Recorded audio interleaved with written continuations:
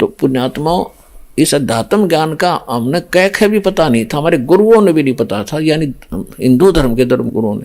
अब जो दास ने गुरु मिले उन्हें तो सारा ही पता था, उन्हीं से तो दास ने सुना है, लेकिन जो पहले अपने गुरु थे धर्म गुरु, उनको कख भी नहीं पता था। तो यहाँ 15वें अध्याय के 18वें श्लोक में कहा है कि अर्जुन, मैं लोक वेद के आधार से, दंत कथा के आधार से मैं पुरुषोत्तम प्रसिद्ध हूं। क्यों प्रसिद्ध हूं? क्योंकि जितने मेरे अंतर्गत प्राणी हैं, अब यहां ब्रह्मा विष्णु महेश को सर्वशक्तिमान मान्या करते, ये भी इस काल के अधीन है, ये इनको भी नाच यही नचा रहा है। तो ये कहता है मेरे अंतर्गत जितने प्राणी किस ब्रह्मांड में, उन तक तगड़ा हूं मैं, उन तक शक्तिशाली हूं, इसलिए मैं पुरुषोत्तम नाम तक प्रसिद्ध हूं।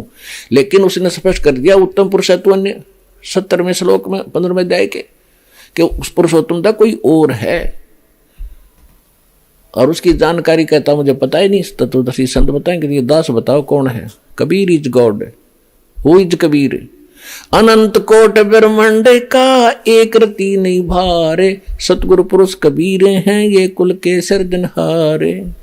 हम सुल्तानी नानक तारे, दादू को उपदेश दिया, जात जुलाहा भेद न पाया, वो का सीमाएं कबीर हुआ।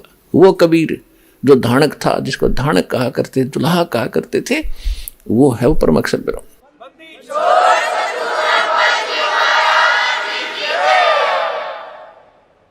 अब वो है आपका पिता। आप इस काल की भांग न पी के अपने बाप को भूल गए। ये दास आपको बताने आया है, और यह भांग उतारेगा आपकी। पहले तो ये एंटीबायोटिक कैप्सूल दे के ये ज्ञान सच्चा आपको दिया जाएगा, आपकी भांग उतरेगी। आप कहाँ रह रहे हो? काया तेरी है नहीं, ये माया कहाँ से हो, चरण कमल में ध्यान रखो, इन दोनों को खो। ये जब काया तेरी नया कोठी कैसे होगी, वो बैंक बैलेंस आपका कैसे हो जाएगा?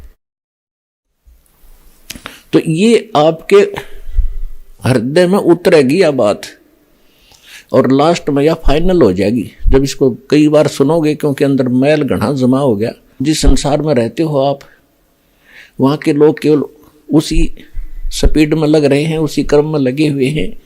तो आप यहाँ तो ज्ञान सुनकर जाते हो, आपको सही लगता है क्योंकि है ही सही, तो वहाँ जाकर अन्यों के जब कर्म देखते हो, क्रियाएं देखते हो, तो फिर वहाँ आपको भूल पड़ जाती है। इसलिए आपको रह रह कर यहाँ बुलाया जाता है, आपके अंतःकरण को साफ किया जाता है। जैसे कपड़ा मैला हो जाता है तो धोबी के पास भेजना पड़ता है, तो उसको फिर वो मार कूट के साबुन सुबन ला के अटक पटक करके और फिर उज्जवल कर देता है। तो इसलिए आपको यहाँ बुलाना आवश्यक है, क्योंकि एक धोबी घाट है इस अंतःकरण को धोने का।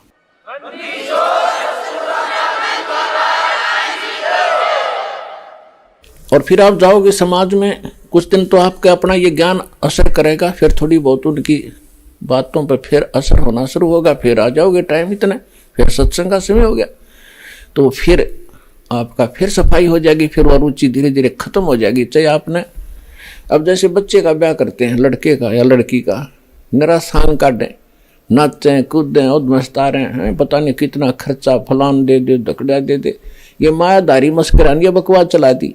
और हमारे जैसे मीडियम से लोग, गरीब आदमी, खाम खा कमर तोड़वाओ अपनी मतलब देखम देखा रीस करके। बच्चों का ब्याह कति सिंपल वे से करो।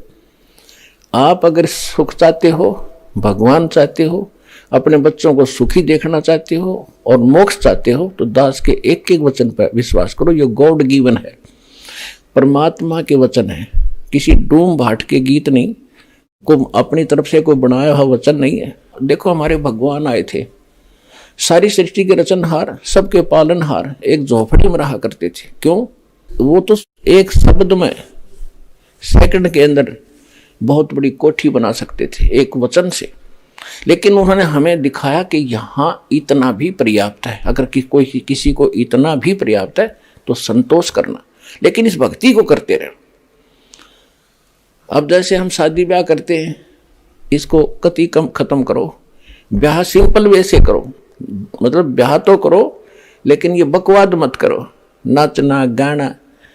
अब दास ने बहुत से ऐसे इतिहास देख लिए कि सामने कूद रहे हैं, नाच रहे हैं, डीजे बजा रहे हैं, और दुर्घटनाग्रस्त हो गया, वो लड़का मर गया जिसके ऊपर नाचे कूदे थे, जिसका विवाह था। अगले दिन टक्कर मार रहे हैं, रो रहे हैं। तो बताओ क्या हुआ? लड़का हो गया, लड़की हो जाए वैसे कोई दिक्कत नहीं, लड़का हो जाए फिर नाचो कूदो नमस्कार है। एक ब्याह और शुरू कर दिया, बोला पीढ़िया लेकर आवे 10-20 और जाओ उस गेला। ये कोई बात हुई? अब एक व्यक्ति ने 10-12 वर्ष के बाद पोता प्राप्त हुआ, यानी पुत्र, उसका दादाजी हुआ था। दादाजी ने कहा भाई अपने पोते की खुशी में मैं बड़ा यज्ञ करूंगा। 10-12 गांव को आमंत्रित किया, खूब पैसा जुटाया, खूब दारू दूरू पियाई, शराब पियाई, नाचे कूदे। अगले वर्ष जन्मदिन आने से पहले पोता मर गया।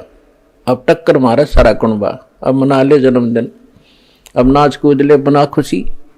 तो इस गंदे लोक में आप भांग पी कर नाच रहे हो, अज्ञानता के अंदर ये बकवाद कर रहे हो। यहाँ तो एक एक सांस गिन के काटना पड़ेगा आपने, जब आपको ये ज्ञान हो जाएगा। ये बकवाद नहीं भावोगे।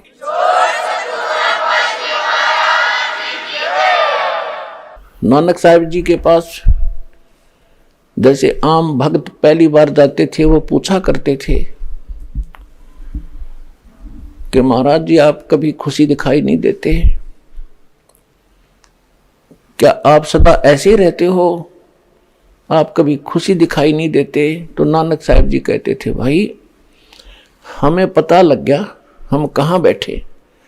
हम प्रतिदिन अपनी मौत की तरफ जा रहे हैं, मुंह बाएं खड़ा हो मौत रूपी अजगर, और हम नाचते गाते उसकी तरफ जा रहे हैं। भांग के नशे में जा सकता आदमी, और जिसका नशा उतर जाएगा और सामने दिखा कोई सर्प, अजगर तो बहुत बड़ा उसे सांप ने देख कर वापस भाग ले, यानी बचाव का कोई प्रयत्न करे। और आप खुश हो रहे हो और मौत की तरफ जा रहे हो, रोज एक दिन कम हो रहा है, मौत के निकट जा रहे हो, फिर भी नाच कूद रहे हो। तो तुम्हारी अकल गाम चली गई, तुम्हारे पास नहीं रही। नानक साहब ने कहा कि ना जाने काल की कर डारे, और किस विध ढल जा पास आवे, और जिनाते सरते मौत खुड़क दी, उन्होंने केड़ा हासावे। ना जाने कब के बिजली गिर जा, नाचे कूदे। प्रधानमंत्री जा रहा था पोलैंड देश का, पूरे मंत्रिमंडल के साथ किसी का शोक व्यक्त करने, और खुद एक्सीडेंट हो गया, पूरा का पूरा मंत्रिमंडल 95 आदमी मर गए। बता आगे क्या बनेगा? आगे हमें पता, परमात्मा के ज्ञान से गधा बनेगा और कुमार कब फंसेगा, कट पर लठ बाज जाएगा उसके। भूल गया भगवान, हो गया प्रधानमंत्री, जो काम करना था इस जीवन से उसको भूल गया। इसी प्रकार एक मुख्यमंत्री जा रहा था पीछे आंध्र प्रदेश का, अपने खूब पता इन बातों का, मैंने फलाना बेनिफिट हो जाएगा। वो हेलीकॉप्टर एक्सीडेंट हो गया, 3 दिन में था उसकी लाश पाई थी, और गादड़ घसीट रहे थे उसको गिद्दड़। ऐसे ही एक अरुणाचल का मुख्यमंत्री, ऐसे 7 दिन में उसकी लाश पाई थी। उसका अभी पीछे की बात है, हेलीकॉप्टर दुर्घटनाग्रस्त हो गया। और कितने अंधे हो गए हम। एक गवर्नर था पंजाब और हिमाचल प्रदेश के, उसके पास 2 चार्ज थे, 2 स्टेट के। और समाचार पत्रों में आपका याद नहीं, दास ने खूब याद है ये बातें। समाचार पत्रों में पता चला एक बार वो रिटायर होने से पूर्व कुछ दिन पहले उसने सोचा हिली स्टेशन पे, यानी पहाड़ी क्षेत्र में बढ़िया कोठी बनाऊंगा, वहाँ ठाठ से रहा करूंगा। उसने 3 करोड़ रुपए अपने हेलीकॉप्टर में लेकर एक प्लाट का सौदा करने जावा था, अपने परिवार को साथ बैठा के। और 3 करोड़ रुपये पहले ये 100 के नोट होया करते, इनमें वजन घना हो जाया करता। और उस रास्ते में वो एक्सीडेंट हो गया, उसका हेलीकॉप्टर, आप भी मर गया, उसका परिवार भी मर गया। और नोटा नोट बकरी खाओ, भेड़ बकरी खान लग रही, नोट पड़े पड़े उड़ते अंडे। और फिर कहते हैं उसके तय खाने में सरकारी आवास के अंदर 40 करोड़ रुपये पाए, 40 करोड़। और उस समय आज के तो 4 अरब समझ लो तुम। तो पुण्यात्मा अब के लेकर जाएगा, ये इसको कहते बेगार। कितना अच्छी किस्मत का आदमी था, गवर्नर तक की पद प्राप्त कर लिया। जो कहा रहे कि गवर्नर लाग रहा है तू, वो गवर्नर भी लाग रहा था, और के हालत तो मरिया। और आगे क्या होगा? फिर पीछे तू पशुआ की जय दीजय बैल बड़ा, चार पैर जंगल में डोले तेरा तो ना पेट भरे। फिर पीछे तू पशुआ की जय गद्दा बैल बनाई, ये 56 भोग कहाँ मन बोरे की तो कुरडी चोरने जाई। टूटी कमर पजावे चड्डे तेरा कागा मांस गिलावे। अब ये दुख अब भूल गया पा। हमने सोचा ना किसने देखा, जिन्हें देखा वो बतावे और भगवान आके बतावे, फिर हम उनसे भी ओवरटेक कराएंगे, भगवान से भी ऊपर चले जाएंगे हम। वो तो फिर हमारी बकवाद होगी, हमारी मूर्खता और कोई सात बोल देरी होगी, हमारी कोई करड़ाई है वह, जो हम भगवान के इन वचनों को अनदेखा करेंगे। ऐसे ही यहाँ एक बार हरियाणा स्टेट के 2 कैबिनेट मिनिस्टर शपथ ली थी 2-4 दिन पहले, हेलीकॉप्टर में बैठ कर चल पड़े। वो हेलीकॉप्टर ही क्रैश हो गया, दुर्घटनाग्रस्त हो गए, दोनों मारे गए। तो ऐसा नहीं है कि क्या हम ना मरेंगे। कई भगत कह देते हैं जी, हम ऐसी बातें बताते हैं तो संसार के लोग कहते हैं तुम नहीं मरोगे, हम भी मरेंगे। हम कैसे मरेंगे? आए हैं सो जाएंगे ये राजा रंग फकीरे, एक सिंहासन चढ़ चले एक बंधे जात जंजीरे। जाएंगे हम भी, लेकिन हम कैसे जाएंगे? न भक्ति करने वाला चाहे कोई राष्ट्रपति हो किसी देश का, उसको ऐसे पकड़ कर ले जाएंगे यम के दूध जैसे अपराधी को ले जाते हैं। और जो भक्त है, चाहे रिक्शा चलाने वाला, चाहे मजदूर है, चाहे सेठ है, चाहे राजा है, चाहे प्रधानमंत्री है, जो सत भक्ति करता है, कहते हैं उसको विमान में बैठाकर आदर के साथ भगवान लेकर जाएगा। तो इस आने और जाने में, इस मरने में अंतर है।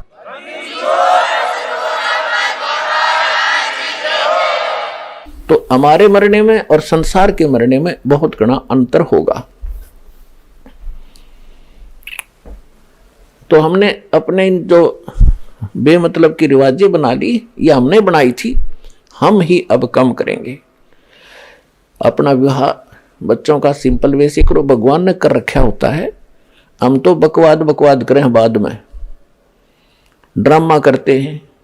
अब विचार करो, जिस समय ब्रह्मा विष्णु महेश का विवाह हुआ था, आपने तो पता ही नहीं, इन बातों का ज्ञान दास बता रहा है, इसमें विश्वास करना।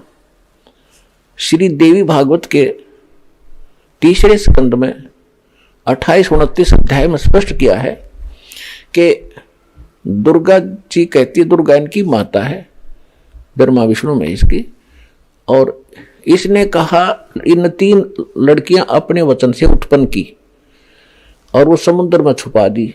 फिर इन्होंने सागर मंथन किया तो वो तीनों निकली। क्योंकि आप जी को कंप्लीट स्पिरिचुअल नॉलेज नहीं है, इसलिए ये पहले वाले 2 सागर मंथन हुए थे, इनका आपको पता नहीं। एक बार वेद निकले थे चारों, और दूसरी बार ये तीनों लड़कियां निकली थी। उसके बाद ये 14-15 रतन वतन, ये तो बाद की बातें हैं, बहुत लेटेस्ट। तो उसमें तीनों लड़कियां निकली, तीनों माँ के पास लाई गई। माता ने कहा बेटा इसका नाम सावित्री रख दिया, ब्रह्मा या तेरी पत्नी है, जाओ बेटा अपना संसार सफर तय करो, अपना घर बसाओ। दूसरी लड़की का नाम लक्ष्मी रख दिया और विष्णु जी को कह दिया, जा बेटा इसका नाम लक्ष्मी है या तेरी पत्नी है, अपना घर बसाओ। तीसरे को शंकर जी को कह दिया, ये उसका उमा नाम है और इसके साथ अपना तेरा ब्याह कर दिया, बेटा जा और घर बसाओ। हो गया ब्याह। ना वहाँ बाती थे, ना कोई बराती थे, ना हलवाई था जलेबी तारनिया लड्डू बनानिया, कोई बकवाद करनिया नहीं था। तो ये हमने कोरी बकवाद शुरू कर दी और ये अपने सिर पर बाहर धर दिया। सारी उम्र ये काम पूरे ना होते हैं, भक्ति करेंगे कब? तो इनसे हल्का होकर ही आप भजन कर पाओगे। यदि आपने समाज देखकर चलोगे तो आप भक्ति नहीं कर सकते, ठीक है, मोक्ष नहीं पाओगे। जैसा करोगे वैसा फल आपको मिल जाएगा, मुक्ति रह जाएगी। तो दास आपको एक विधि बता रहा है जिससे आप यहाँ भी सुखी हो जाओगे, आगे भी सफर अच्छा करोगे। और कम से कम अपना जितना आवश्यक हो उतना मकान बनाओ। भगवान कबीर परमेश्वर को देखकर अपना जीवन सुचारू करो, रीसेट करो। एक झोपड़ी में रहा करता था पूरा परिवार, ऊपर तो छान थी, बराबर के ईंटों की, कच्ची ईंटों की बनाकर लीप दिया करते थे। हमने देखे हमारे दादे परदादे कच्ची झोपड़ियां में रहा करते थे, कच्चे मकान बनाया करते थे, तो वो भी तो सुखते जिया करते थे। मकान का काम तो केवल प्राकृतिक आपदाओं से, आंधी, ओले, बरसात, गर्मी, सर्दी से बचने का है। वो तो घना बड्डा बना ले, चाहे उसका संगमरमर ला ले, उसने उतना ही काम करना जो झोपड़ी कराया करे। आप सतकर मानना, ये महल यहीं रह जाएंगे। कौरव पांडव लड़का मर गए इस लाल किले पे, इसमें अब यहीं बैठा है, काग बोल रहे इसमें, अब वो पता नहीं कहाँ कुतरू बने फिर रहे होंगे गधे। तो पुण्यात्माओं पाछा धोखा खा लिया, उससे ही सावधान होना पड़ेगा हमने पिछले दुखों को देखकर। और इसके सत्संग का लाभ भी यही है, जो आदमी सच्चाई को ग्रहण करे और जो हमारा हानिकारक वस्तु उसने तुरंत त्याग दे। बीड़ी, शराब, मांस, तम्बाकू ये नर आहार नहीं है। ये तो राक्षस लोग कहा करते थे जो ऐसा खाद्य पदार्थ खाते थे, अब ये आम होता जा रहा है। तो ज्ञान के बिना, तत्व ज्ञान के अभाव से हम गलतियां पर गलती कर रहे हैं। तो जो प्रसंग चल रहा है वो परम अक्षर ब्रह्म है, जो सबका जनक है, सबका पालक है। और जैसे नानक साहब जी से फिर पूछा गया था कि हे महात्मा जी, क्या आप सदा ऐसे ही दुखी रहते हो? तो उन्होंने कहा था कि नहीं, वो खुश भी होता हूं। कब होता हूं? जब मेरे अनुयायी, मेरे शिष्य सत्संग में आ जाते हैं, और सारे के सारे आ जाते हैं। एक आधा चलो नहीं आता, उससे पूछ लेते हैं भी क्या बात, वो नहीं आया, क्या कारण है? वो ठीक ठाक है, आकांक्षी वैसे ठीक है, वो किसी कारणवश नहीं आया। पहले थोड़े शिष्य होया करते थे, 100-200 मुश्किल से इकट्ठे होते थे। उस समय परमात्मा का, नानक साहब जी को भगवान मिले थे, सचखंड लेकर गए थे, वापस छोड़ा था। कबीर परमेश्वर मिले थे। और उसके बाद नानक साहब जी ने यही ज्ञान प्रारंभ किया था। वो हिंदू धर्म जन्मे थे, रामकृष्ण के पूजा स्वयं भी करते थे, उनका पूरा परिवार भी रामकृष्ण की ही पूजा करता था। तो उस समय इस मार्ग को इससे हटकर अलग से चलाना हंसी खेल नहीं था। उस समय नानक साहब के कोई ज्यादा शिष्य नहीं हुए थे, लेकिन कुछ पुण्यात्मा अवश्य उनको स्वीकार किया था, कुछ पुण्यात्माओं ने माना था। तो वो क्या कहते थे कि भाई साध मिले साडा सादी होंदी, और विछड़ जा दिलगीरी वे, अख दे नानक सुनो जहाना मुश्किल हाल फकीरी वे। कि जब ये मेरे साध संगत, मेरे भक्त जब आते हैं यहाँ सत्संग में, तो मेरी खुशी का ठिकाना नहीं रहता। और जब ये बिछुड़ जाते हैं, आप अपने घर को जाते हैं, तब मुझे वही दुख छा जाता है। कारण क्या है कि संसार के अंदर ये ज्ञान नहीं है, और इस भगवान की जानकारी किसी को नहीं है। इन बच्चों को मुश्किल से यह बात समझ में आई है, ये रहते हैं उस समाज के अंदर जो इसके विपरीत सब क्रियाएं भी कर रहा है, विपरीत ज्ञान भी रखता है। तो मुझे ये डर बना रहता है कि कहीं मेरे इस बाग में कोई कीड़ा ना लग जाए, कोई पौधा सूख ना जाए, कोई बच्चा भ्रमित होकर यहाँ से दूर ना चला जा। और जब ये यूं के यूं वापस आते हैं, तो मेरी खुशी होती है कि परमात्मा की दया है इनके ऊपर, अभी कोई काल के दूत ने इनको खराब नहीं किया है। तो साध मिले साडा सादी होंदी, विछड़ जाए दिलगीरी वे, अख दे नानक सुनो जहाना, ये मुश्किल हाल फकीरी वे। ये भक्ति करना इतना कठिन कर दिया इन लोगों ने, गलत ज्ञान प्रचार कर दिया, और हम सच्चाई बता रहे हैं। तो इसके ऊपर भक्तों को लगाना, इस फकीरी माने भक्ति, इस भक्ति पर लगाना बड़ा कठिन हो गया हमारे लिए। तो यहाँ पुण्यात्माओं हमें खुशी हो रही है, ये बच्चे भगवान को पहचान रहे और उमड़ उमड़ कर प्रत्येक सत्संग में उभर कर आ रहे हैं, उभर कर आ रहे हैं। तो दास की खुशी का कोई ठिकाना नहीं होता रहता कि परमात्मा दास का मिशन सफल हो रहा है, आपके बच्चे आपको पहचान रहे हैं। और पुण्यात्माओं परमात्मा के विचार दास आपको बताता है, इन विचारों को जन जन तक पहुंचाओ, इस मिशन को सफल करो। दास आपको एक सुखद जमाना देगा, पूरा विश्व सुख से जिया करेगा।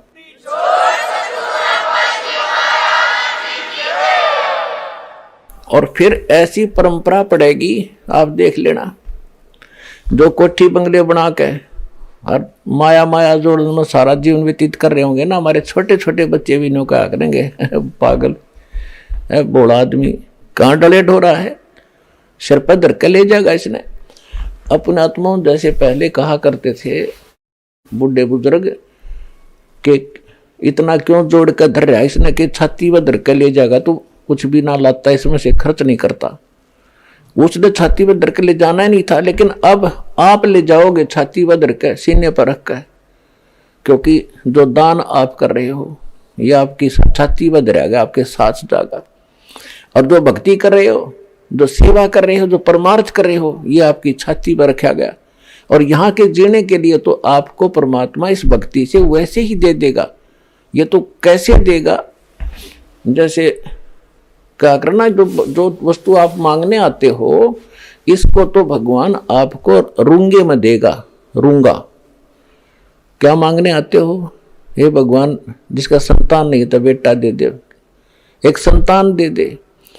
जो निर्धन है वो नौका भगवान गढ़ाए धन दे दे, मैं भी दुनिया की तरह जी कर देख लूं। रोगी है वो सोचे भगवान मेरा कष्ट निवारण हो जाए।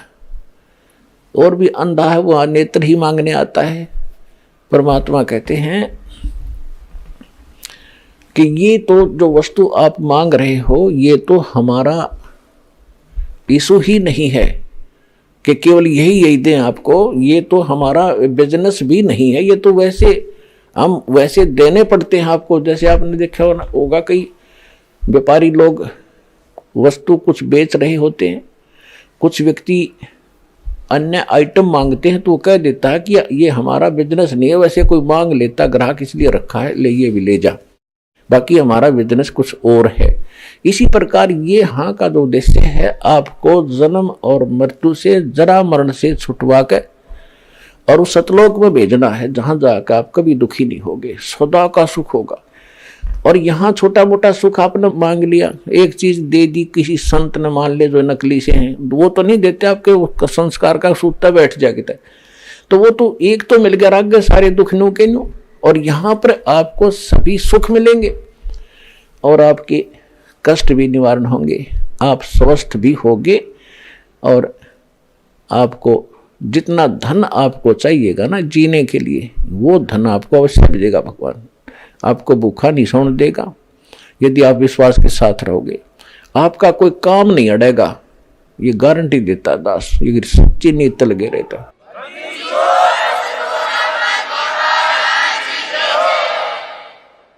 तो इस प्रकार तो हमने जो अपना जिस उद्देश्य को लेकर हम चल रहे हैं उस पर हमने दृढ़ रहना है। परमात्मा हमें क्या बताने आए थे, तो इसी प्रकार हमने अपने हर एक चीज को सुचारू रखना है, परमात्मा के ज्ञान को आधार बना कर जीना है। और उसी के आधार से हम चलेंगे तो हम यहाँ सफलता प्राप्त करेंगे। तो जो प्रश्न चल रहा है कि ये तो आपको रूंगे में देगा भगवान, रूंगे में। रूंगा क्या था, जैसे पहले समय में हमारे गांव में ये कोई भी जैसे बाहर से कोई सब्जी बेचने आ गया, कोई प्याज बेचने वाला आ गया, गांव में दुकान नहीं हुआ करती थी, तो हमारी दादी जी उनसे कभी टिंडे लेती सब्जी के लिए, और आम लेती, फल लेती। तो गेहूं हुआ करते थे, बाजरा होता था, तो वो क्या करते थे, एक तखड़ी के पलड़े में बाजरा या ज्वार गेहूं डाल दिए और कहता था कि 2 बार दूंगा, यानी एक वजन जो गेहूं का एक पलड़े में डाल दिया उसके बराबर में 2 बार आम दूंगा। अच्छा भाई दे दे। वो जब अपना सौदा तो पूरा हो गया, सारे आम दे दिए, फिर क्या करती हमारी दादी, रूंगा और दे भाई। वो उठा के एक छोटी सी आम भी टूटी सी वह पकड़ा देता, अकना बड़ा आम दे, वो एक और दे देता, उसने रूंगा कहा करते थे। यानी सौदे ते न्यारी वस्तु को रूंगा कहते। तो हमारा जो सौदा है, आपको अमर करूं सतलोक पठाऊं, ताते बंदी छोड़ कहाऊं। बंदी छोड़ है हमारा नामम, अजर अमर है अस्थिर ठाम। हमारा मूल सौदा तो ये है, आपका मोक्ष कराएंगे, सतलोक ले जाएंगे। और वो सतलोक कैसा है वो बताएंगे। और जो बाकी आप यहाँ के संसारिक सुख मांगते हो तो वैसे ठा कर पकड़ाएंगे कि ले जा, ये सौदे में नहीं है, ये तुम्हें देने पड़ेंगे आपको, नहीं तो आपका पूंजी खत्म हो जाएगी। तो यहां परमात्मा कहते हैं कि वो सतलोक कैसा है, शंखों लहर मेहर की उपजे, कहर नहीं जा कोई। दास गरीब अचल अविनाशी, सुख का सागर सोई। जहां पर शंखों लहर मेहर की उपजे, वहां कोई कहर नहीं, कोई अकाल नहीं, कोई फ्लड नहीं, कोई सूखा नहीं पड़ता, कहीं रोग नहीं, कोई कष्ट नहीं। वहां शंखों लहर मेहर की उपजे।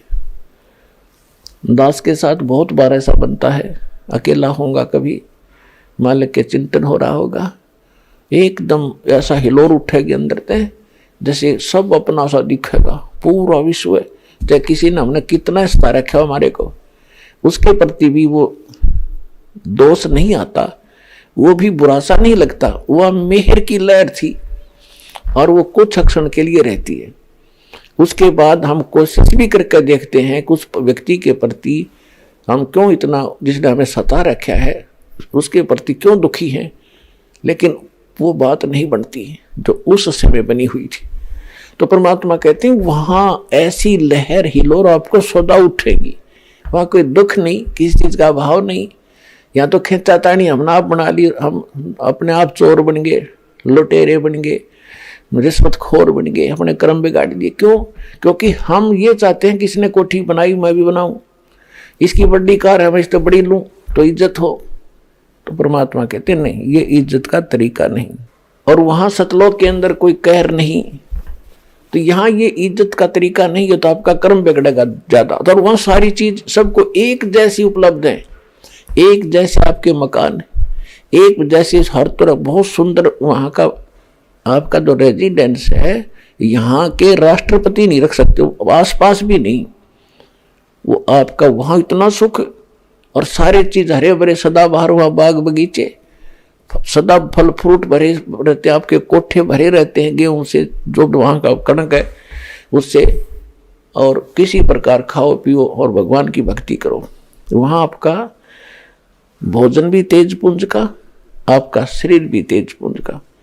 कई वक्त असमंजस में पड़ जाते हैं, खाना खाते हैं, वहाँ इतनी सफाई है तो विसर्जन भी करते होंगे, पेशाब टट्टी भी जाते होंगे, नहीं, वो शरीर के अंदर ही कंज्यूम हो जाता है, वो ऐसा शरीर है। क्योंकि आपको ये ज्ञान नहीं है जरा सा भी, सारी चीज वहाँ की यहाँ से कति भिन्न है, लेकिन मनुष्य ऐसे ही है, स्त्री ऐसी है, बच्चे भी होते हैं, लेकिन वो फिर युवा सत्यर में आकर के सब एक जैसे हो जाते हैं। इस प्रकार वहाँ वृद्ध अवस्था नहीं है, केवल सदा युवा रहते हैं, कभी कोई मृत्यु नहीं होती। और वहाँ जो आपस में प्यार है एक दूसरे के साथ, वो यहाँ तो वर्णन भी नहीं कर सकते, उसको डिफाइन भी नहीं कर सकते। तो वो झगड़ा और लूटा खसोटी वहाँ होती है जहाँ विषमता आ जाती है, जहाँ समानता नहीं है। अब जैसे यहाँ एक मिनी रिहर्सल का आप कर रहे हैं सतलोक आश्रम बरवाला जलाइसार में, आपको सबको एक भंडारे में रोटी मिलेंगी, एक जैसा आहार, एक जैसी थाली में आप देखोगे सबको एक जैसा बाहर बर्ताव हो रहा है, एक जैसा बैठने को, एक जैसा ओढ़ने को मिला है, एक जैसा स्थान है। तो यहाँ आकर आप में राग द्वेष होए को नहीं, राग द्वेष वहां होता है, इसको दूध दे दिया मेरा तो चाय भी ना पूछी, तो वहां होता है राग द्वेष, ऐसा नहीं होगा। तो ये एक मिनी रिहर्सल है, यहाँ तो प्यार से आप पर हो गया। आपको मान ले लाइन में लग रहे हो और रजाई ले रहे हो, तो आपको जल्दी नहीं हो सकती, अक मिलेगी 2 मिनट पीछे मिल जाए, क्या बात हुई। तो वहां होती है थोड़ी सी उथल पुथल, जहां किसी चीज का अभाव हो जाए। तो परमात्मा के उस लोक में किसी चीज का अभाव नहीं है, सबको हर चीज उपलब्ध है, सब सुखी हैं, वहां जन्म मृत्यु नहीं होती है, सब युवा है, वृद्ध अवस्था का दोष वहां कष्ट नहीं है। इब्नो सोचो आपने यहाँ तो मरना पड़ेगा, आपने तो सबको मालूम है कि मृत्यु होगी, और हमारे पूर्वज चले गए, आप भी जाओगे, सबको मालूम है। और आप फिर जिस स्थान को और जिस संतान को आप अपनी मान रहे हो, आपकी है नहीं, ये तो परमात्मा का स्थान या पृथ्वी भगवान की है। और इस पर अरबों खरबों लोग इन किलों पर रजिस्ट्री करा करा मर गए, लड़ लड़ या मेरी, और वो कहाँ है?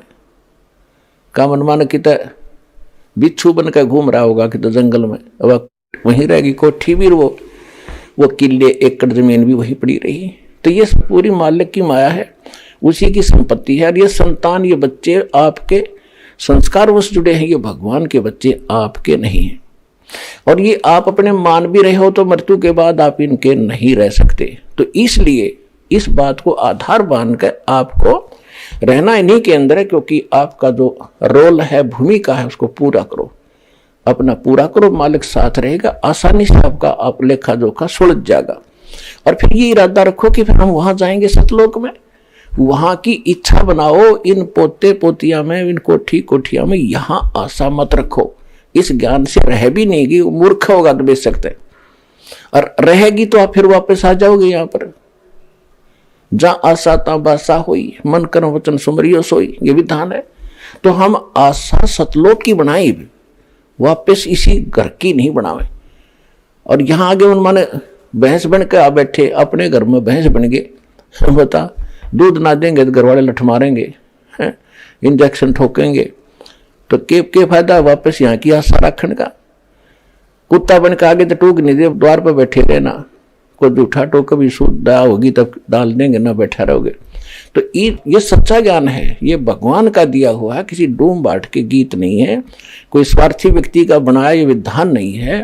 तो इसको आपने आधार बनाकर जीना भी है और ये भक्ति भी करनी, तभी आप यहां से छूटोगे और सतलोक में जा बैठोगे।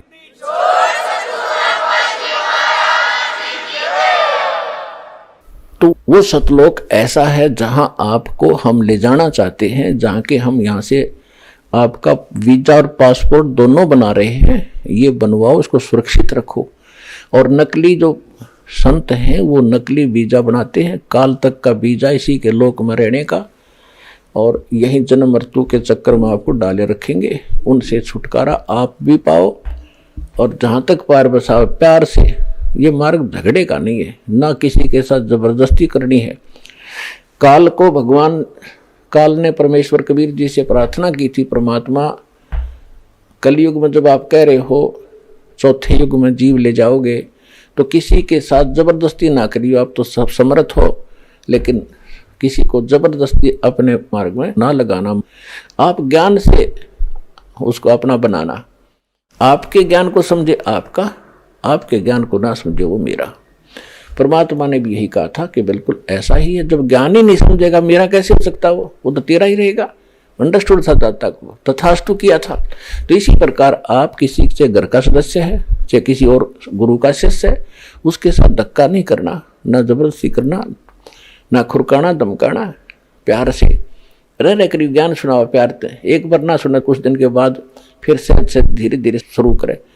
तो धीरे धीरे ये ज्ञान ऐसा है अंदर समावेगा।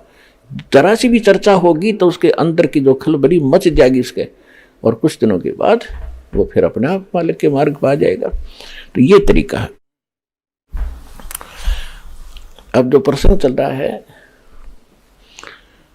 कि परमात्मा स्वयं आते हैं और ये यथार्थ ज्ञान को सुनाकर हमें इस दलदल से निकालना चाहते हैं।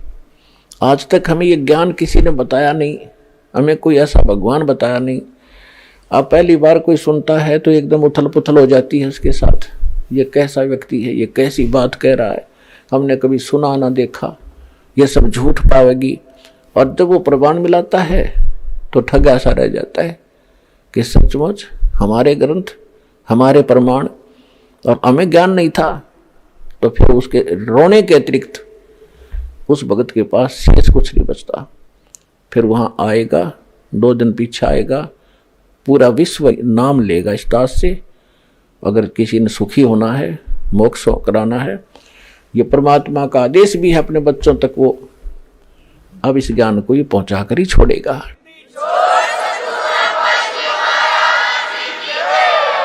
चाहे जो कितना भी दृढ़ होकर बैठ गया अपने गुरु के ज्ञान पर, मेरे गुरु का ज्ञान सही है, गुरु जी बिल्कुल सच बताते, मैं नहीं मानूंगा, लेकिन इस सत्य में इतना दम है यमुना का मानेगी। धर्मदास जी परमात्मा से जब मिले थे, जब उनकी वार्ता शुरू हुई थी मथुरा में, तो धर्मदास जी ने यही शब्द कहा था कि मैं अपने ज्ञान पर पूरा विश्वास करता हूँ, अपने भगवान पर, अपने गुरु जी पर, मैं किसी की बात तो मानने वाला नहीं हूँ। परमात्मा बोले जी ठीक है, मैं तो एक अज्ञानी हूँ, मैं तो आपसे जानना चाहता हूँ, मुझे मेरे प्रश्नों का उत्तर दो। ये ब्रह्मा विष्णु महेश की माता पिता कौन है, मुझे यही बता दो। फिर वो कहने लगे कोई माता पिता नहीं है। तो परमात्मा ने वो प्रमाण बताए। उन देखा कि वो साथ ले रहा था पुस्तक, ठगा सा रह गया, लेकिन फिर भी ना मानने, क्योंकि ये अहंकार बहुत बुरा कि कैसे हो सकता है, ये कैसे होगा, तेरी पुस्तक में लिखा है और कैसे हो गया। तेरे ग्रंथ में लिखा है, फिर कैसे हो गया? अपने गुरु ने कोस उसने जिसने तेरा भट्ठा बैठा दिया। ज्ञान तो सही है, वेद सही, गीता सही, प्राण सही, कुरान सही, बाइबल सही, गुरु ग्रंथ सही, लेकिन तुम्हारे इसके पढ़ने वाले, इसको व्याख्या करने वाले ठीक नहीं है। बेत कतेब झूठे ना भाई, झूठे हैं जो समझे नहीं। ये वेद कतेब यानी शास्त्र झूठे नहीं, झूठे तो ये लोग हैं जो समझे नहीं, इन्हें कख भी नहीं पता, अपने सदग्रंथों का ज्ञान नहीं। इसमें क्या वर्णन किया हुआ है? अपना जीवन नाश किया और ना जाने कितने परमात्मा के बच्चों को मिसगाइड करके वो भार सिर पर और रख लिए नकली गुरुओं ने। अब इनके लिए समाधान है, यहाँ चुप करके आवे, अपना भी कल्याण करावें और भगवान के बच्चों को छोड़ दो। तुम बड़े भारी दोषी हो रहे हो। बहुत से पुण्यात्मा ऐसे हैं जो संत बने हुए थे, जिसके 2000, 4000, 10,000 शिष्य थे, उनको बोल दिया उन पुण्यात्माओं ने ज्ञान समझ के, मैं तो जा रहा हूँ भाई और आप भी आ जाना, बेटा मोक्ष वहीं होगा, सतलोक आश्रम बरवाला जलाई सार में।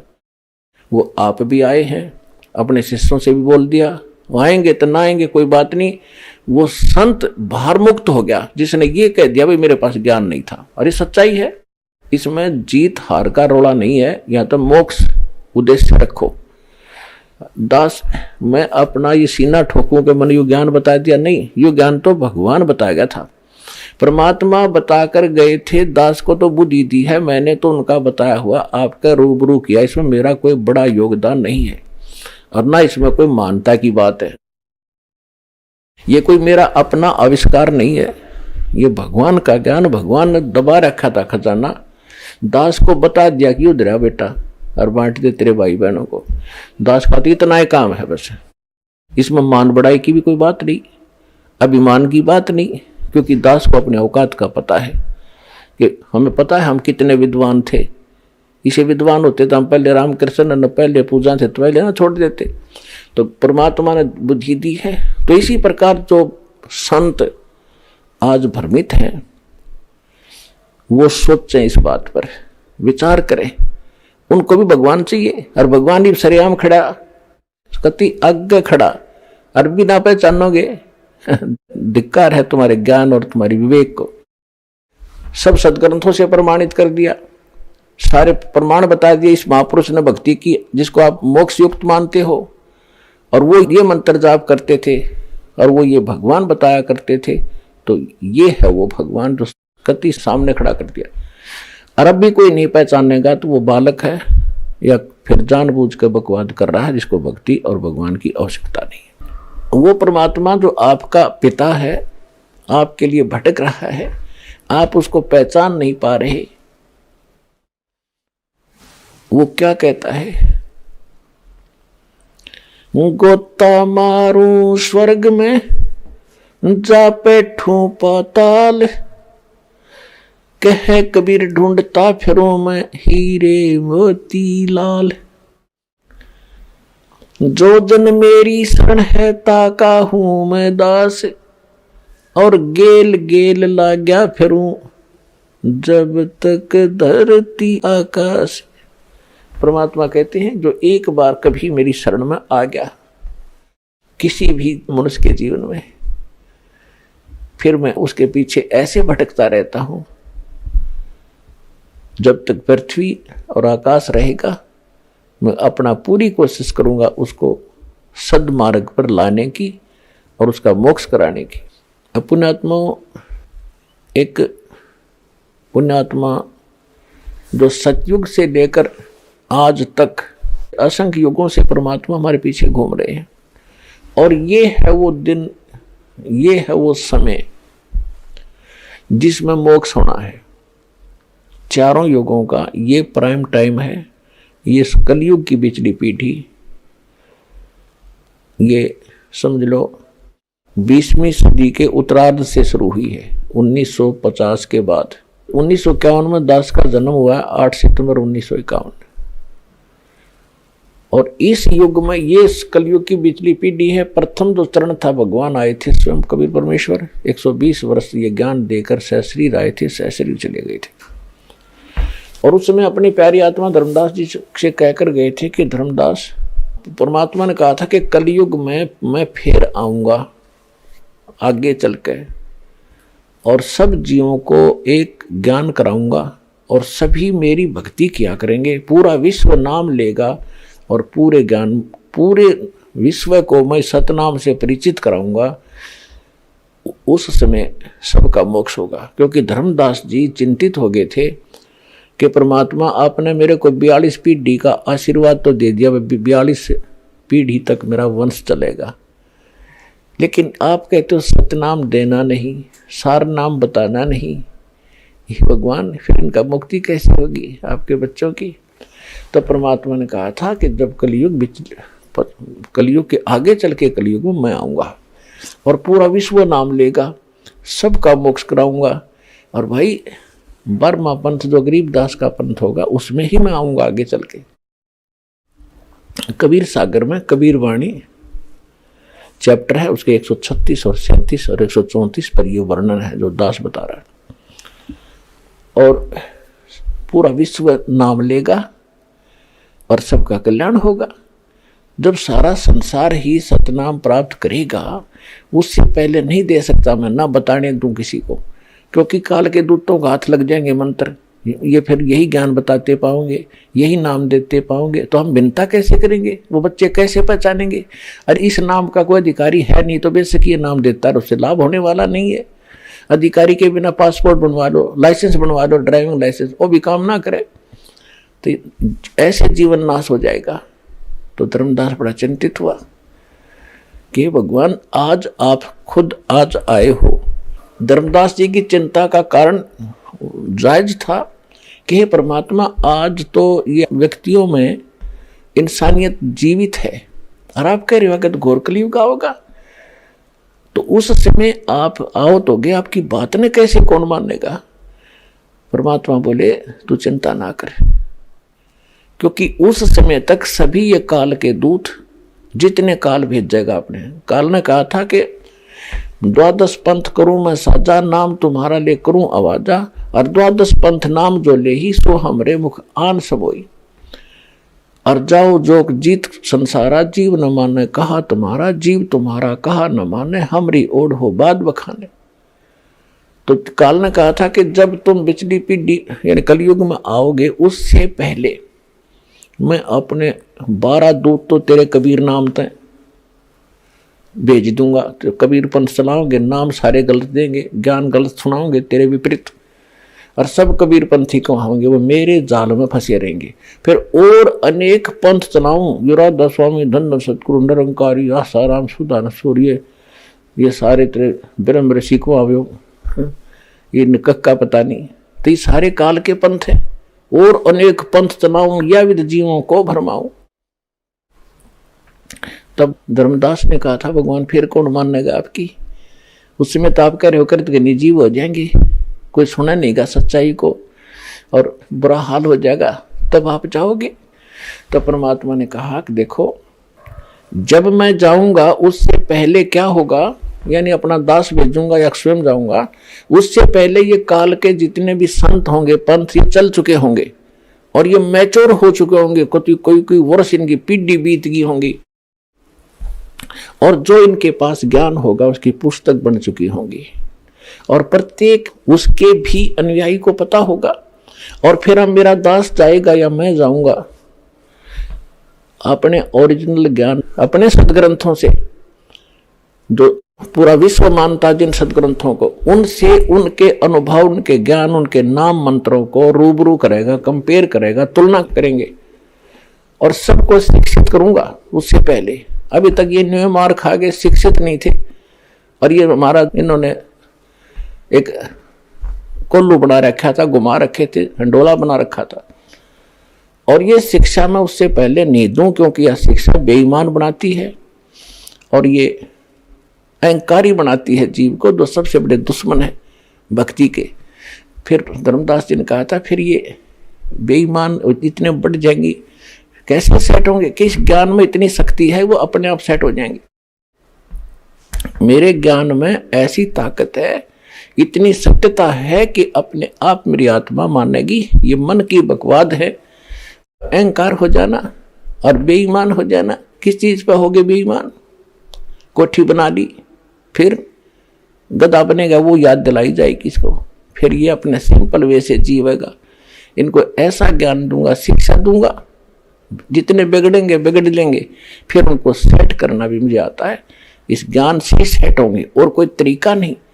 आज तक ये शिक्षा का जहर अपने को खाने दिया भगवान ने, चौथे युग तक देख लो पिछला। अब इस शिक्षा से हमने उद्देश्य क्या बनाया? रोजी रोटी, नौकरी प्राप्त करूंगा, नौकरी प्राप्त करूंगा। चलो इस लालच में आप पढ़ते गए, 2 रोटी भगवान ने देनी है और वो अवश्य देगा। 2 सुबह शाम के रोटी भगवान सबको देता है, और मिलता वही है जो आपकी किस्मत में लिखा है। इससे ज्यादा नहीं मिल सकता। तो पैर पटक लो, कितना पाप कमा लो, पाप से पैसा इकट्ठा कर लोगे, कहीं बीमारी में लग जाएगा, कोई और समस्या आ जाएगी, टेंशन जारी दे जाएगा, कर्म नो के नो पाप कर्म धरे रह जाएंगे तेरे सिर पे, और धन रहेगा नहीं। तो परमात्मा हमें कह रहे थे कि ये ज्ञान मैं ऐसा दूंगा कि सब अपने आप इससे उल्टे हट जाएंगे और इस ज्ञान को स्वीकार करेंगे। तो परमात्मा ने कहा था कि जब कलयुग बीत जाएगा तो धर्मदास कहने लगे, महाराज वैसे आप जो कहो वो तो सत्य ही है भगवान, आपकी बात झूठी हो ही नहीं सकती, पर ये बात आजकल हम किसी को बताएंगे तो दाता किसी का यकीन नहीं होगा। तो धर्मदास जी से फिर परमात्मा ने ये समय बताया था कि कलयुग बीते 5500 पाचा, तब ये वचन मेरा होगा सच्चा। तो परमात्मा ने कहा था कि कलयुग बीता जो 5500 पाचा, तब यो मेरा वचन होगा सच्चा। तो अब ये पुण्यात्मा वो समय आ गया है, इस ही युग में, कलयुग में मोक्ष होगा और ये समय होगा।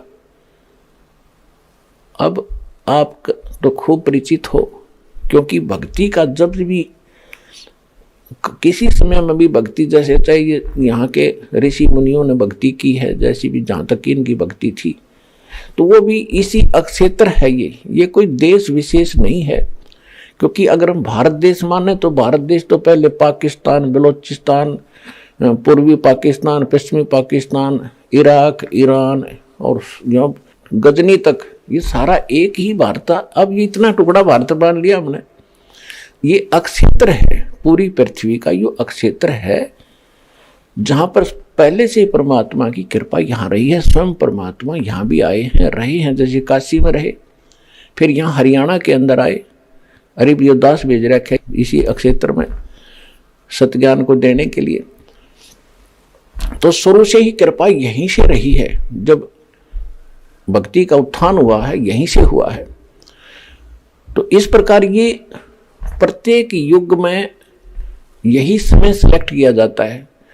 अब आप देख लो, 1947 में हिंदुस्तान आजाद हुआ, 1951 में दास का जन्म हुआ, और जब दास 8-9 वर्ष का हो चुका था तब तक हमारे वहाँ कोई शिक्षा की लहर नहीं थी।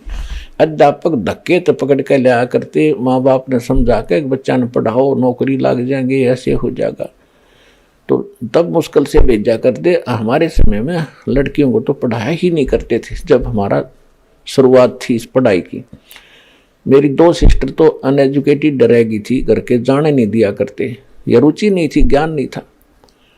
तो कहने का भाव ये था कि ये शिक्षा अब दी दाता ने, और आप देख रहे हो इस शिक्षा ने कितना कहर तोल दिया। अब 20-30 वर्ष के इधर इधर देख लो, कितनी बेईमाना, कहाँ तक गिनवा में कौन कौन भ्रष्ट हो गए। अब देखो राजनेता कितने अच्छे करैक्टर के हुआ करते पहले वाले, देखो, और अब क्या सतर हो गया इनका। सारे तो नहीं है लेकिन अधिकता आ गई है। इसी प्रकार अधिकारी देख लो, और जजों के ऊपर भी ऐसे लांछन लगन लगे। जज की पोस्ट पर बैठ कर 2 आदमी अन्याय करे है, तो इसका कारण क्या है? हम भगवान भूल गए, उसका विधान भूल गए। तो कितनी गिरावट आ गई हमारे अंदर। अब बेसिक गिरावट आ गई, या परमात्मा समझो आवश्यक थी, जरूरी थी, और हमारी मजबूरी थी। शिक्षा के बिना भगवान नहीं पहचान सके थे। और फिर देखो दाता की कृपा, अब ही सन 2000 के बाद ये कितना विस्तार हो गया मोबाइल का, टेलीविजन कितने चैनल चाल पड़े, धार्मिक चैनल, फलाने चैनल, और किस प्रकार के प्रोजेक्टर, ऐसे इंस्ट्रूमेंट बनवाए। ये आदमी के बनाए हुए नहीं है, ये भूल ना करना कभी भी।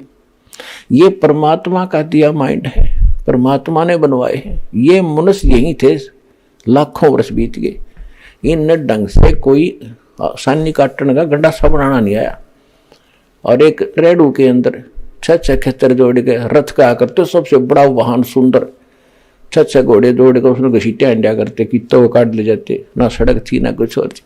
तो ये मेन माइंड नहीं है, ये भगवान का दिया हुआ आपके लिए, कि इसके बिना आप ना देख सकते, ना पहचान सकते भगवान को, और ना ग्रंथों को सत्य मान सकते। आप अपनी डफले पीटे थे सभी, कोई कहता ये सच्ची है, कोई कहता नहीं मैं कह रहा ये सत्य है। अब सत्य तो सदग्रंथ बताओगे कौन सा है, वो दास ने रूबरू कर दिया। इन सभी जितने भी संत हुए हैं जिनको भगवान मिला, उनको छोड़कर ये नकली जितने हैं, इनके अनुभव की पुस्तकें आपके रूबरू कर दी कि ये ऐसा बताते हैं। और जिनको भगवान मिला वो संत ये बताते हैं, और हमारे ग्रंथ ये बताते हैं। हमारे ग्रंथ जो बताते हैं और जिनको भगवान मिला वो संत बताते हैं, वो दोनों एक बता रहे हैं। तो इसके विपरीत जिनके विचार हैं वो शास्त्र विधि को त्याग कर और मनमाना आचरण है, वो उसमें आपको कोई लाभ नहीं होगा।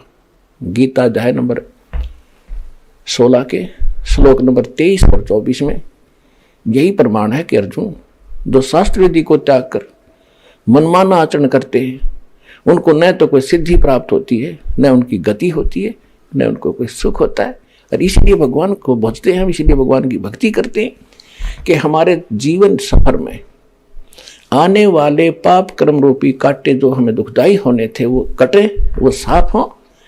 तो इसलिए भगवान की आवश्यकता थी। जब तक हम भक्ति नहीं करते, पूर्ण परमात्मा नहीं मिलता, तब तक तो हम केवल अपना किया कर्म ही भोगते हैं। पाप भी भोगने पड़ेंगे और पुण्य भी, दोनों जो लिख रखे आपकी किस्मत। तो इस लिखी हुई किस्मत में जो लिखा है पाप या पुण्य, अब पुण्य को तो कौन कटावे, पाप पे कटाया करे। तो ना तो ब्रह्मा जी काट सकते, ना विष्णु जी, ना शिव जी, ना दुर्गा जी, बाकी सारे इनके नीचे देवता, उनका तो बातें छोड़ दो। ना ब्रह्म काट सकता सरपुरुष, ना अक्षर पुरुष काट सकता उस कर्म के कांटे ने, केवल परम अक्षर ब्रह्म काट सकता है।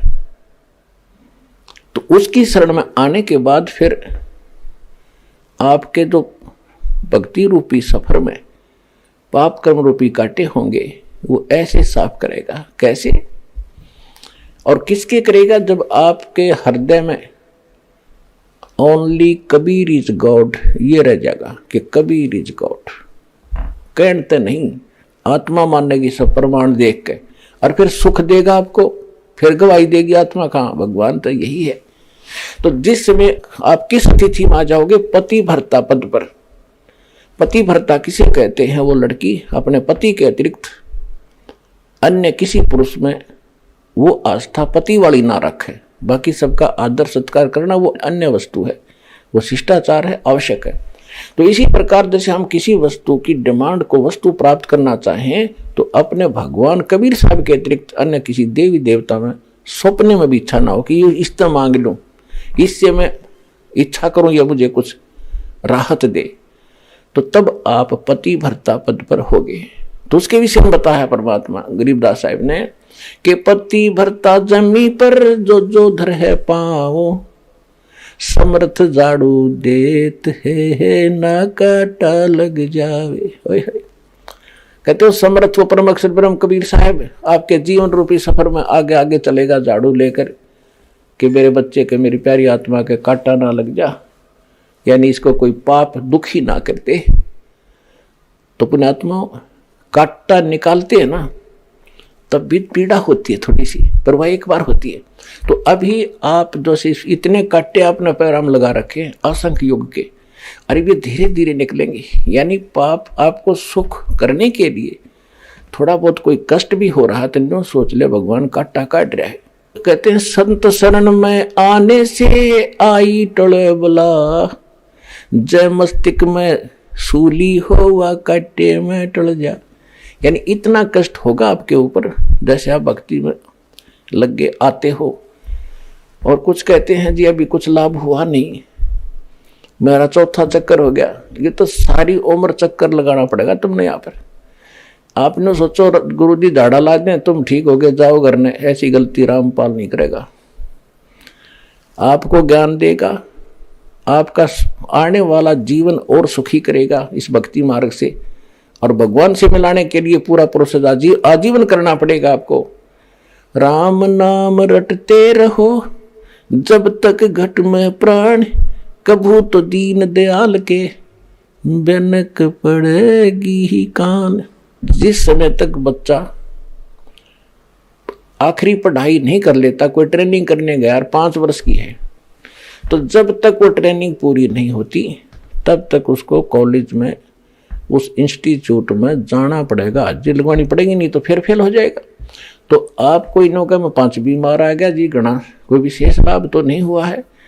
तो ये धीरे धीरे होगा। जैसे डॉक्टर के पास एक ही मर्ज के 2 मरीज जाते हैं, एक को तो 10 दिन की दवाई में औषधि पे ठीक कर देता है, और एक को कहता भी अभी और टाइम लगेगा, 2 महीने 3 महीने तक औषधि देनी पड़ जाए, क्योंकि उसका रोग अधिक था और उसका तरीका यही है, इन औषधि से के सेवन करते रहने से ही कटेगा।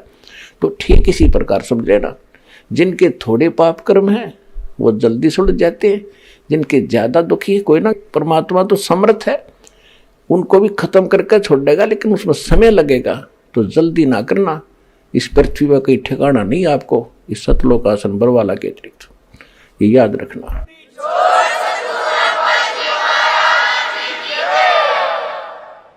अब आपको कुछ भक्तों के अनुभव सुनाएंगे, ध्यान से सुनना, ये बार बार समय नहीं मिलता बच्चों, या एक एक अक्षण आपका बड़ा कीमती बहुमूल्य है जो भगवान आपको यहाँ लाए हैं। ना यहाँ आना कोई बच्चों का खेल है, बगैर परमात्मा की रजा से आप इधर मुंह भी नहीं कर सकते। स्पेशल लाया आपको, चाहे कुछ भी कारण बनाया, चाहे दुखी करा चाहे सुखी करा, आपको ऐसे स्थान पर लाकर बैठा दिया।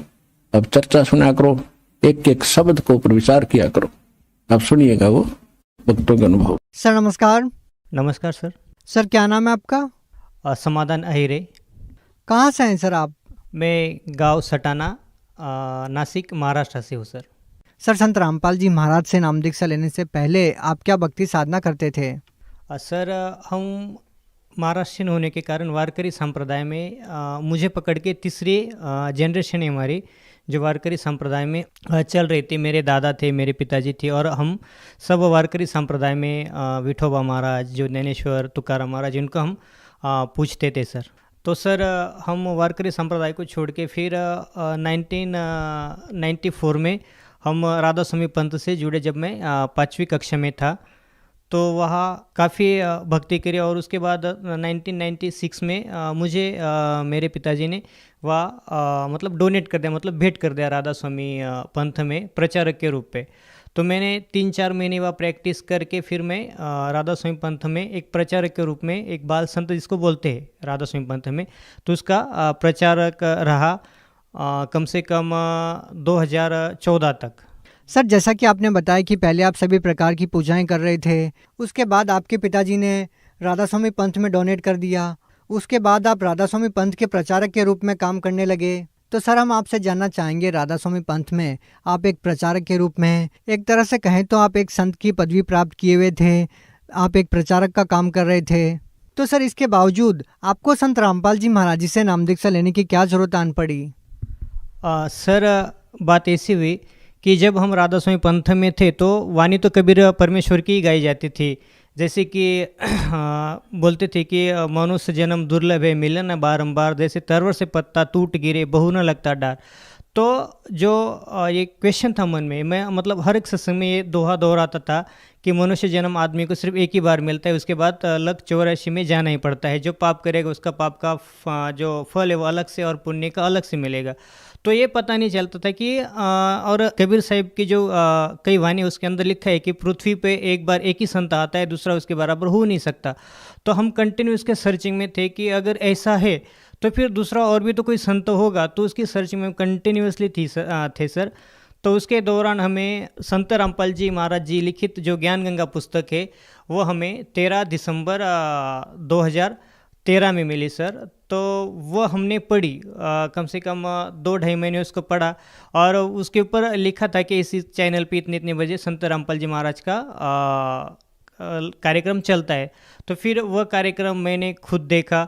देखने के बाद जब मतलब कुछ शुरू शुरू में उटपटांग सी बातें लगती थी कि जैसे कि कबीर साहब खुद भगवान है, उसके बराबर कबीर साहब ने पूरे सृष्टि की रचना करी है, तो ये थोड़े गले उतरते नहीं थे। लेकिन जब धीरे धीरे जैसे जैसे सत्संग में देखता गया, बातें सुनता गया संत रामपाल जी महाराज जी की, तो उसके दौरान मुझे पता चला कि वाकई कबीर साहब पूर्ण परमात्मा है। और फिर एक जिज्ञासा मन में बने कि क्यों ना हम संत रामपाल जी महाराज जी से जुड़े। तो हमने क्या करा कि टीवी चैनल के नीचे जो पट्टी आती थी उसके ऊपर एक नंबर लिखे होते थे, तो उस नंबर पे मैंने डायल करा। तो फिर 7 फरवरी 2014 में हमने संत रामपाल जी महाराज जी से गुरु मंत्र प्राप्त किया। तो सर, जैसा कि आपने बताया कि आप पहले राधा स्वामी पंथ के प्रचारक के रूप में काम कर रहे थे और अब आपने संत रामपाल जी महाराज जी से नाम दीक्षा ले ली है, तो सर हम आपसे ये जानना चाहेंगे कि आपको संत रामपाल जी महाराज जी के ज्ञान में व राधा स्वामी पंथ के ज्ञान में क्या भिन्नता नजर आई? सबसे बड़ी भिन्नता तो ये है कि राधा स्वामी पंथ में मैं खुद प्रचारक के नाते मैं खुद लोगों को बताता था, और जो हमारे राधा स्वामी पंथ में जो गुरु थे संत ठाकुर सिंह जी महाराज, तो वो बताते कि परमात्मा निराकार है, वो बॉडीलेस, मतलब उसका कोई बॉडी नहीं है। और संत रामपाल जी बताते हैं कि परमात्मा साकार है, वह सशरीर है, मनुष्य सदृश है। और जो हिंदू धर्म के जो ऑथेंटिक्स ग्रंथ है उसके अंदर लिखा गया है कि परमात्मा सशरीर है, वो एक मनुष्य जैसा है। ये फ़र्क है। और दूसरा जो पूजा की विधि राधा स्वामी पंथ में 3-3 घंटे बैठ के ध्यान लगाना पड़ता था, और 1 घंटा दोनों कानों में ऐसी उंगलियां दबा के कान दबा के वो जो धुन थी अंदर की, तो वो सुनने को बोलते थे। और ये सब चीज़ें हमें कहीं ना कहीं मतलब राधा स्वामी पंथ में अच्छी नहीं लगी। और जो संत रामपाल जी महाराज जो ज्ञान देते थे तो वेदों के अनुसार देते थे, और जबकि राधा स्वामी पंथ में ना तो किसी गीता का आधार लिया जाता है, वो तो बस सुने सुनाई और कबीर परमात्मा की वाणी के ऊपर ही वो कुछ थोड़ा बहुत विश्लेषण बताते हैं। जबकि संत रामपाल जी महाराज 4 वेद 7 शास्त्र 18 पुराण, इसका जो निचोड़ निकाल के और जो शास्त्र शुद्ध ज्ञान है वह बताते, ये डिफरेंस मेरे को लगा। तो राधा स्वामी पंथ में जब भी हमें कोई प्रॉब्लम होती थी, तो जब हम अपने गुरु से पूछते थे संत ठाकुर सिंह महाराज जी से, तो गुरु जी हमें ये प्रॉब्लम क्यों रही, तो वो बताते थे कि बेटा ये प्रॉब्लम पाप कर्म दंड जो है वो भोगने से ही समाप्त होता है। जबकि संत रामपाल जी महाराज और जो अपने वेद है उसके अंदर लिखा गया है कि परम संत रामपाल जी महाराज बताते हैं कि पूर्ण संत जो होता है वो पाप घोर से घोर पाप कर्मों को भी वो काट देता है, और वेद में उसका प्रमाण भी है। संत रामपाल जी महाराज वेदों के अनुसार बताते हैं कि पूर्ण परमात्मा साधक की अगर आयु कम भी हो तो वो भी अपने वो आयु भी बढ़ा देता है, और घोर से घोर पाप भी वो काट देता है। सर, जैसा कि सभी लोग जानते हैं कि हिंदू धर्म में एक मान्यता है कि गुरु नहीं बदलना चाहिए, गुरु बदलना पाप है। तो सर, पहले आपने राधा स्वामी पंथ के संत ठाकर सिंह जी महाराज से आपने नाम दीक्षा ले रखी थी, और अब आपने संत रामपाल जी महाराज जी को गुरु बना लिया है। तो सर, आपको कहीं ना कहीं ये नहीं लगता कि गुरु बदल के आपने कोई पाप किया? नहीं सर, मुझे तो ऐसा बिल्कुल नहीं लगता। अगर उदाहरण ही देना चाहे, अगर एक गांव का डॉक्टर है, फैमिली डॉक्टर है, अगर मुझे बुखार है, अगर बुखार नहीं उतर रहा तो डॉक्टर मेरे को 1-2 दिन वहाँ रखेगा, और नेक्स्ट दिन मेरे को बोलेगा कि भाई तेरा बुखार नहीं उतरा, तो अगले डॉक्टर के पास जा। अगर उससे भी वो बीमारी ठीक नहीं होती तो और अगले डॉक्टर के पास वो रेफ़र कर देता है। उसी प्रकार अगर एक संत से हमें पूर्ण ज्ञान हमारी तसल्ली या वेदों के अनुसार अगर मैच नहीं करता है तो गुरु बदलना कोई पाप नहीं। जैसे दत्तात्रेय ने 24 गुरु किए थे, तो इस प्रकार मुझे तो कहीं नहीं लगता कि गुरु बदलना पाप है। तो सर, ये तो रही ज्ञान की बात, लेकिन हम आपसे ये जानना चाहेंगे सबसे पहले कि जब आपने संत रामपाल जी महाराज जी से नाम दीक्षा ली, तो क्या संत रामपाल जी महाराज जी से नाम दीक्षा लेने के बाद, उनके द्वारा दी गई भक्ति को करने के बाद, क्या आपको कोई आध्यात्मिक लाभ भी मिले? जी बिल्कुल सर, सबसे बड़ा आध्यात्मिक लाभ मोक्ष का जो मार्ग था, सिर्फ राधा स्वामी पंथ में बताया कि मोक्ष मोक्ष मोक्ष, लेकिन मोक्ष का कोई अता पता नहीं था। लेकिन संत रामपाल जी महाराज के शरण में आने से हम श्योर हो गए कि हमारा 100% मोक्ष होगा ही होगा। और दूसरा जो लाभ है कि संत रामपाल जी महाराज के शरण में आने से पहले हम मानसिक रूप से काफ़ी परेशान रहते थे, और मुझे कहीं ना कहीं लगता था कि पेट में कुछ गड़बड़ है। तो मैंने बहुत सारे डॉक्टरों को दिखाया, लेकिन इसका कोई इलाज ही नहीं हुआ। लेकिन जो नासिक के जो सुप्रसिद्ध डॉक्टर है, डॉक्टर प्रकाश जोशी करके, जिनकी 6-6, 7-7 महीना अपॉइंट लेके भी नंबर नहीं लगता, तो मैंने वहाँ नंबर लगाया। 6 महीने बाद मेरा नंबर वहाँ आया। जब मैं गया तो उन्होंने बोला कि तुम्हारी इंडोस्कोपी करनी पड़ेगी। जब मेरी इंडोस्कोपी करी तो जो रिपोर्ट है वो बिल्कुल नॉर्मल है, उसमें कोई दिक्कत नहीं आई। फिर हमारे डॉक्टर बोले कि आपको जो मानस रोग तज्ञ है तो उनके पास आपको ले चलना चाहिए। तो फिर उसी दिन वो मेरे को उस डॉक्टर मूले करके है, तो उनके पास भी लेके गए। तो मैंने कम से कम 6-7 महीने वो मानसिक रूप की जो दवाइयाँ होती है तो वो भी मैंने खाई, लेकिन वहाँ कोई किसी प्रकार का मेरे को लाभ नहीं हुआ। लेकिन जब मैंने संत रामपाल जी महाराज की शरण ग्रहण करी तो सभी जो दुख, जो व्याधि थी, जो बीमारियाँ थी, वो परमात्मा की संत रामपाल जी महाराज जी की दया से सब नष्ट हो गई। सर, मैं आप आज पूरी तरह स्वस्थ हूँ और किसी प्रकार का कोई शारीरिक कष्ट नहीं है। तो और सबसे बड़ा एक लाभ, आर्थिक लाभ ऐसा हुआ सर जी कि जो मल्टीनेशनल कंपनी वाईके लैबोरेटरीज करके, तो उसके लिए लोग BSc एग्री करके जो स्टूडेंट है, जो लोग हैं, तो वो तरसते उस जॉब के लिए। संत रामपाल जी महाराज की दया से मुझे आज मैं रीजनल सेल्स मैनेजर के महाराष्ट्र के पद पे उचित। तो मेरे को कंपनी सारे फैसिलिटीज़, अच्छी तनख्वाह दे रही। और जब मेरे को कोई देखता है, जब मैं किसी के साथ डील करता हूँ, तो सामने वाला मेरे को देख के हक्का बक्का रहता है कि यार तेरे को इतनी बड़ी पहुँच कैसी क्या मिल गई। ये बस संत रामपाल जी महाराज जी की दया है। जिस जॉब के लिए लोग अच्छे पढ़ाइयाँ करके, अच्छे डिग्री करके 3-3, 4-4 साल भटकते, लेकिन मैंने बस एक दिन मन ही मन प्रार्थना की कि हे भगवान, मेरी भी एक हे गुरुदेव, मेरी भी एक प्रार्थना है कि मैं भी एक बार नौकरी में ट्राई करके देखूं। तो बस ऐसे ही एप्लीकेशन किया और संत रामपाल जी महाराज जी की दया से वो मेरा एप्लीकेशन पास हो गया और मैं महाराष्ट्र का पूरा कृषि का पूरा काम आज मैं देख रहा हूँ। तो एक और लाभ हुआ, मेरी माता जी को ब्रेन ट्यूमर था, तो नासिक में बहुत सारे डॉक्टरों को दिखाया, शिरडी में दिखाया। तो उसके बाद हमें धुलिया देखा। जब धुलिया वाले ने हमें सीधा पूना हॉस्पिटल, पुणे हमें रेफ़र कर दिया। जब माता जी को ले के हम वहाँ गए तो डॉक्टर ने सीधा जवाब दे दिया कि भाई अगर इसका हम ब्रेन का ऑपरेशन करते तो एक तो डेड हो सकती है, या तो उसको पैरालिसिस हो सकता है, या फिर उसकी जीवा वगैरह, मतलब उसका कोई ना कोई एक अंग तो खराब होना ही होना है।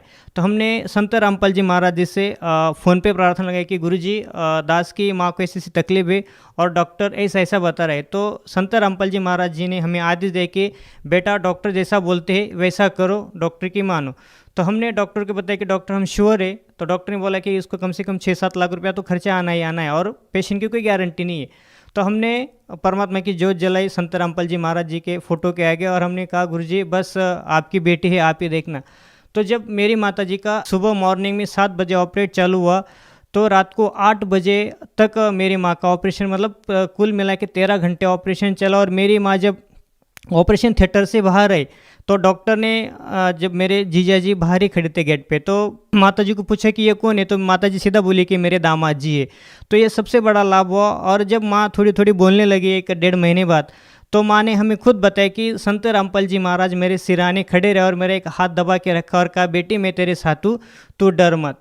तो आज संत रामपाल जी महाराज के दया से हम अपनी माँ को अपनी आँखों से देखते हैं तो काफ़ी खुशी होती है और एक लगता है कि आज भी संतों रूप में भगवान इस पृथ्वी पे मौजूद है और इतने बड़े बड़े लाभ दे सकता है। संत रामपाल जी महाराज के अलावा और किसी संत के पास हमें ये चीज़ें नहीं मिली कि जो संत रामपाल जी महाराज हमें मुफ्त में दे दी। सर, जैसा कि आपने बताया कि पहले आप राधा स्वामी पंथ में एक प्रचारक के रूप में काम कर रहे थे, उसके बावजूद भी आपको कोई विशेष लाभ नहीं मिला, और उसके बाद जब आपने संत रामपाल जी महाराज जी से नाम दीक्षा ली तो आपको बहुत सारे लाभ मिले। तो सर, हम आपसे ये जानना चाहेंगे कि आज भी जो लोग राधा स्वामी पंथ में जुड़े हुए हैं उन लोगों को आप क्या संदेश देना चाहेंगे, क्या कहना चाहेंगे? हाँ, तो मैं सभी राधा स्वामी पंथ के सभी भाई बहनों से प्रार्थना करता हूँ कि मैं खुद एक राधा स्वामी का प्रचारक रहा हूँ, खुद संत ठाकुर सिंह महाराज की गोद में खिला हूँ, उनके साथ मैंने मतलब सब चीज़ें उनके साथ मैंने शेयर करी है। तो जब मैं कम से कम 16-17 साल उनके पंथ में रह के मुझे किसी प्रकार का कोई लाभ नहीं मिला, तो भाइयों आपको क्या लाभ हो सकता है? तो आओ संत रामपाल जी महाराज जी से नाम दीक्षा लेके अपना जो अनमोल जीवन है उसको सुधारो। और साक्षात भगवान के रूप में संत रामपाल जी महाराज अभी प्राइम टाइम पृथ्वी पे आए हुए हैं, तो आओ उनसे नाम दीक्षा ग्रहण करो और अपना जीवन सफल करो। सर, जो व्यक्ति संत रामपाल जी महाराज जी से नाम दीक्षा लेना चाहेगा वो उनसे नाम दीक्षा कैसे ले सकता है? संत रामपाल जी महाराज जी के प्रवचन बहुत सारे टीवी चैनलों पे आते हैं। उनके नीचे एक पट्टी चलती है, फ्लैश होती है, उसके नीचे जो नंबर, कॉन्टैक्ट नंबर दिए गए उनके ऊपर कॉल करके हर एक डिस्ट्रिक्ट में, चाहे वो महाराष्ट्र हो, गुजरात हो, राजस्थान, मतलब हर एक राज्य के हर एक डिस्ट्रिक्ट में संत रामपाल जी महाराज जी के दया से नामदान सेंटर खुले हुए हैं। आप वहाँ कांटेक्ट करके नाम दीक्षा प्राप्त कर सकते हैं। सर, आप महाराष्ट्र के लोगों को अपनी मराठी भाषा में क्या कहना चाहेंगे? मी सगळ्या भाविक भक्तांना मराठीत एकच प्रार्थना करतो आहे की मनुष्य जन्म हा परत परत मिळणार नाही आहे. कारण एक तुकाराम महाराजांचं एक अभंग आहे, नको नको मना गुंतू माया जाळी, काल आला जवळी ग्रासावा, या काळाची ही उडी पडेल बा जेव्हा, सोडविना तेव्हा माय बाप. जर काळाची उडी, मग संत तुकाराम महाराजांना काळ या शब्दाची वापरायची काय गरज पडली? तर त्याच्यामुळे मी सगळ्यांना प्रार्थना करतो की काळाची उडी केव्हा पडेल, कधी पडेल, कोणावर पडेल काही सांगता येत नाही. त्याच्यामुळे सगळ्या भाविक भक्तांना, महाराष्ट्रवासीयांना दासाची करबद्ध प्रार्थना आहे हात जोडून की प्रत्येकाने संत रामपालजी